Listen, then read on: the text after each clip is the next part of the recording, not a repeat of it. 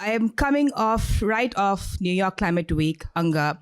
So my mind is buzzing with a lot of these climate conversations. But there's a very big missing piece, which is being talked about here, the whole PPA piece or procurement piece, which does not feature in climate conversations as much as it does in industry chatter. For example, case in point, we are all here, but how many of you are actually going to be at COP? Can I have a show of hands? COP this year is in Brazil. You made my point. Okay. So, a little bit about me. I'm Trigya Singh. I work on policy for the Global Renewables Alliance. And I work on something which is very easy to do. It's called corporate sourcing, corporate procurement, getting the buyers and suppliers together to make a deal. It's not easy, as you might all have heard. So, what are we doing this year? We're talking about partnering, procuring, and accelerating the transition. We have probably less than 5 years to Paris Agreement. The goal is not met, obviously. That's why we're all here. Corporates play a very big role in this. We all know that as well. But is it easy?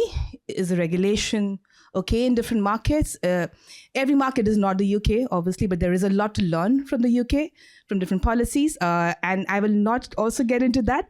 But what I'm going to tell you is a quick story of how we brought the PPA conversation or the collaboration conversation on the larger front. So we did this in the UK. It's called the Energy Security Campaign. There was a newspaper ad which says renewable security means renewable energy. And this had a massive push from IEA. Also, Irene, you see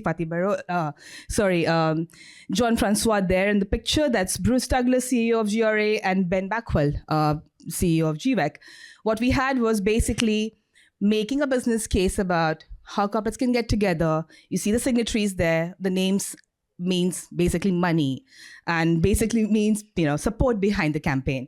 So we do campaigns, and I would like to invite you after this to join me or talk to me if you're from the supplier side or producer side, on how can we take your voices, make it bigger. So when I go to a COP, I can either take you with me or actually have your asks, spoken there, because clearly you guys are not going to be there.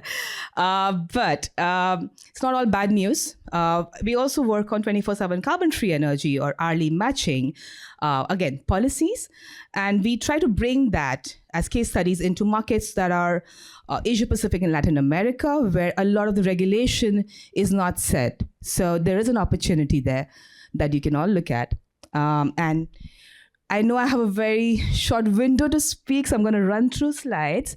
But basically what you see here as 3 points: suppliers need to act decisively, policymakers need to understand corporate sourcing as a linchpin for energy security. It's proven, the numbers are there. It's not easy to do, but then together we can make it happen.